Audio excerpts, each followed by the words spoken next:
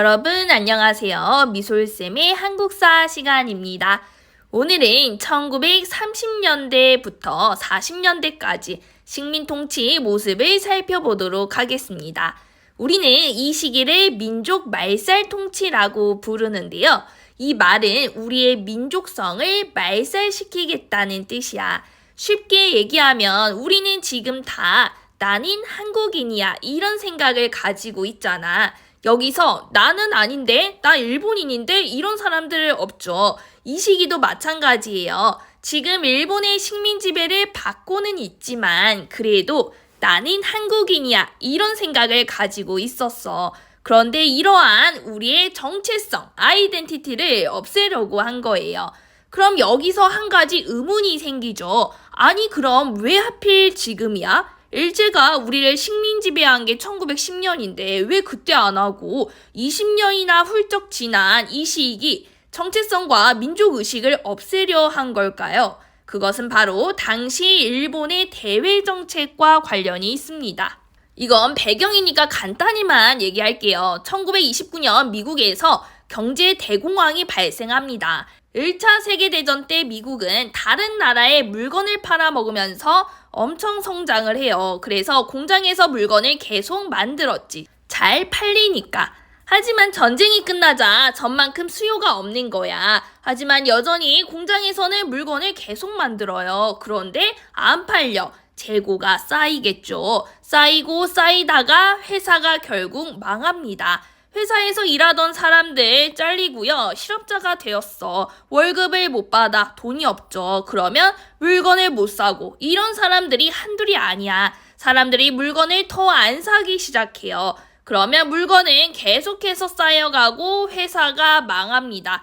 사람들이 실업자가 돼버려. 그러면 또 물건을 안 사. 이게 계속 반복인 거예요. 그러면서 터진 것이 경제의 대공황이었는데 이게 미국에서 시작되었지만 전 세계를 휩쓸게 됩니다.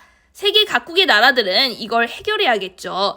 당시 미국이나 영국 같은 나라들은 식민지를 쥐어짜는 방법으로 버텼어. 그런데 일본의 경우는 식민지라고 해봐야 조선, 타이완뿐이라 해결이 안 돼요. 먹고 살기 힘들고 불만은 점점 쌓여가고 이런 상황에서 일본이 생각한 해결책이 전쟁이었습니다. 전쟁으로 식민지를 더 늘려야겠다. 그래서 경제 문제를 해결해야겠다고 생각한 거지. 일본의 첫 타겟은 1931년 만주, 중국의 만주를 공격해 만주국이라는 나라를 세우고요. 1937년에는 중국과 전쟁을 시작합니다. 그리고 1941년에는 아시아 태평양 전쟁까지 30년대 이후 우리가 독립하기 전까지 일본은 계속 전쟁 상태였어. 그리고 식민지였던 우리 조선을 이 전쟁에 활용하려고 한 거야.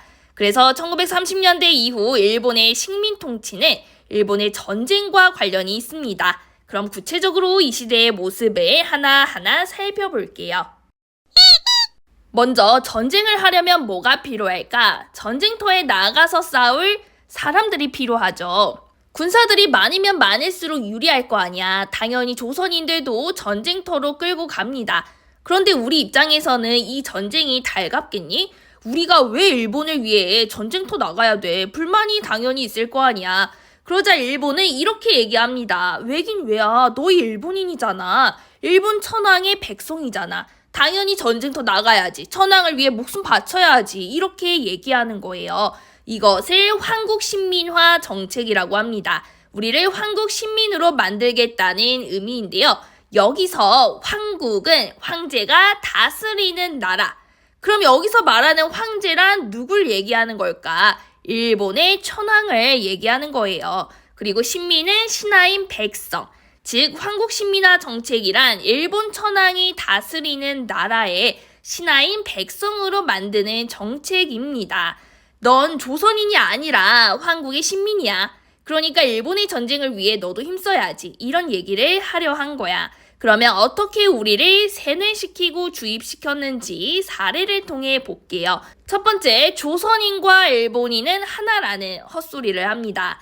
먼저 내선일체, 내지. 당시 일본은 자기들을 내지인이라고 불렀거든. 그래서 일본인과 조선인은 일체, 하나의 몸이라는 거죠. 그리고 일선 동조론, 일본과 조선인이 동조론, 사실은 조상이 같다는 논리예요. 개소리지. 우리가 일본 조상이랑 뭐가 같아? 왜 한 몸이야? 그런데 이러한 얘기들을 계속하면서 전쟁터 나가라고 하는 거예요. 그리고 이렇게 말만 하면 효과가 없겠죠. 그래서 보다 구체적인 정책들을 실시합니다. 바로 한국신민서사를 암송하게 한 거야. 애들이 학교에 가요. 학교 가면 아침마다 한국신민서사를 외우는데 내용을 보면은 우리는 일본 제국의 신하야, 백성이야. 천황폐하에게 충성을 다해야 해. 이렇게 어릴 때부터 세뇌를 시키는 거예요. 그리고 신사참배와 궁성요배를 시킵니다. 일본에는 고유 종교로 신토라고 하는 게 있는데 이 신토에서는 다양한 신들을 섬겨. 그런데 그 많은 신들 중에 신이 바로 천황이거든. 즉 천황은 사람인데 신이라고 생각해요. 이걸 모시는 사원을 신사라고 하고요. 이 신사를 조선 땅에 마구마구 세우더니 여기 가서 일본 천황에게 참배, 절하라고 시키는 거지. 천황을 숭배하는 작업을 했던 거야. 그리고 궁성요배, 일본 천황이 살고 있는 궁궐, 궁성을 향해 허리를 접혀 절을 하는 거예요. 이를 통해 계속해서 천황에 대한 충성을 강요합니다. 그리고 이름을 바꾸도록 해요. 얘들아, 생각해봐. 내가 너네한테 쌤 사실 일본인이야. 그러면 너네가 믿겠니? 이름이 정리소리인데 너무 한국스럽잖아. 그런데 쌤 이름이 만약에 뭐 히미코 이래봐. 그러면서 쌤은 일본인이라 사실 이름이 히미코인 거야. 이렇게 얘기하면 진짠가? 한 번 더 생각해보게 돼요. 그러니까 이 이름이라는 게 그 사람의 정체성을 결정짓는 굉장히 중요한 거지. 그래서 일본은 일본식 성명을 강요합니다. 이것을 창씨 개명이라고도 하죠. 요거는 1939년에 법을 제정해서 그 이후 시행을 하게 되는데요. 이름을 안 바꾸면 학교도 못 가고요. 직장 잘리고요. 일상생활 자체가 힘들어. 그래서 어쩔 수 없이 창씨 개명을 할 수밖에 없는 사람들이 많았습니다. 그리고 교육 제도를 또 바꿉니다. 1938년 제3차 조선교육령을 발표해서 조선어를 선택 과목으로 만들어요. 그런데 이때 이 선택이 학생 선택이 아니고요. 학교 선택이에요. 그러면 어떤 학교가 이걸 선택하니? 일본한테 뒤질 일 있어? 불가능해. 사실상 조선어를 배우는 것이 금지된 거나 다름없습니다. 그리 1941년에는 소학교를 국민학교로 이름을 바꾸는데요. 여기서 국민학교란 한국신민의 학교라는 뜻을 가지고 있어. 그리 4차 조선교육령을 발표해서 조선어 과목을 아예 폐지시켜 버립니다. 그리고 우리말 사용을 금지하면서 한글로 쓰인 신문, 조선일보, 동아일보 이런 것도 이제 안 돼. 강제 폐간되고요. 우리말을 연구했던 조선어학회를 탄압하는 일도 있었습니다. 다음은 병참기지화 정책을 볼게요. 대공황 이후 일제는 한반도의 값싼 노동력과 지하자원을 수탈하기 위해 대규모 공장을 세웁니다. 특히 한반도 북부는 지하자원이 굉장히 많았기 때문에 이걸 캐가지고 바로 공장에서 물건 만들면 딱 좋은 거야. 그래서 일제는 1930년대에 한반도 북부를 공업화시킵니다. 그래서 이 시기 중화공업, 전쟁과 관련된 대규모 공장들이 많이 생겼고요. 또 남면 북양 정책을 실시하는데 이거는 한반도 남쪽에는 면화, 소미야, 면화를 재배하고 한반도의 북쪽에는 양을 키우도록 하는 거지. 양을 키우면 양털을 구하기가 쉽잖아. 면화와 양털이 당시 일본에서 주력 산업으로 하고 있던 옷감, 섬유 산업의 주 재료거든. 즉 공업 원료를 값싸게 확보하려고 이러한 정책을 실시했습니다. 그리고 또 전쟁하려면 사람 말고 또 뭐가 필요해? 군인들이 사용할 무기 같은 군수 물자가 필요하죠. 이것을 위해 실시한 것이 병참 기지화 정책입니다. 우리의 땅을 병참, 전쟁에 필요한 군수 물자를 지원하는 기지, 근거지로 만든 거예요. 당시 일본은 우리를 식민지로 삼고 만주를 공격해 만주까지 점령하죠. 그리고 더 나아가 중국을 탐내기 시작합니다. 그런데 지도를 보면 중국과 일본의 거리가 어때? 좀 멀잖아. 앞으로 중국과 전쟁을 하려면 무기나 여러 군수 물자들을 만들어서 중국에서 전쟁 중인 일본군에게 갖다 줘야 되는데 일본에서 어느 세월에 갖다 줘. 효율성이 떨어지지. 때문에 한반도, 그것도 이왕이면 더 가까운 한반도 북부를 병참 기지로 만들기로 한 거죠. 그 결과 군수물자 생산을 위한 광공업, 중화학공업시설이 북부에 집중적으로 만들어집니다. 그리고 1937년 중일 전쟁이 터집니다.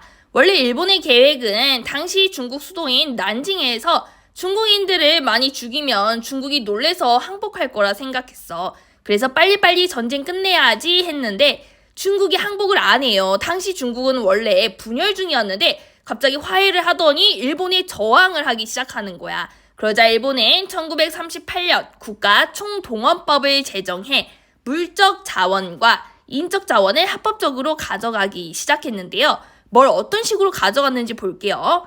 먼저 공출, 전쟁에 필요한 무기를 만들기 위해서 금속, 쇠붙이를 다 갖고 가. 집에서 쓰는 녹그릇, 숟가락, 젓가락까지도 다 가져갑니다. 또 전쟁하려면 군사들 밥을 먹여야지. 그래서 쌀도 가지고 가서 우리는 쌀을 배급받는 상황이 발생하고요.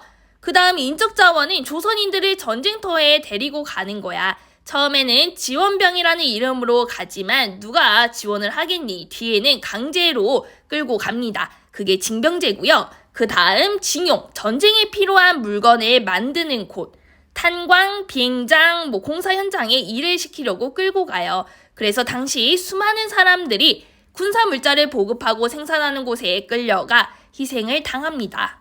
그 다음에 또 일본군 위안부, 강제로 여자들을 전쟁터로 끌고 가서 군대 안에 위안소라는 곳을 설치해놓고 어린 여자들을 감금한 뒤에 성폭행을 하기도 했죠. 당시 많은 사람들이 희생되고 증거들이 뻔히 있지만 일본은 계속 부인하고 아직까지도 해결이 잘 되지는 않고 있습니다.